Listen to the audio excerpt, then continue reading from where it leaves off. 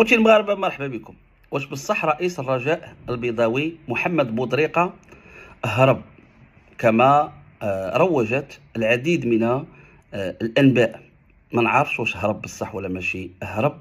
المهم منشور على العديد من الصفحات وتوصلت العديد من الروابط، بينها الرابط ديال الزميل مصطفى الفن كيقول انه هرب، ويقدر يكون ماشي هرب، على انه مريض دار شي عمليه جراحيه، الله اعلم. اتصلت بالسي بودريقه بزاف د المرات، بغيت نتاكد بزاف وما جاوبنيش السي بودريقه. غادي نمشي معكم دابا لواحد الواقعه هي اللي مهمه جدا خلاتني نهضر على بودريقه.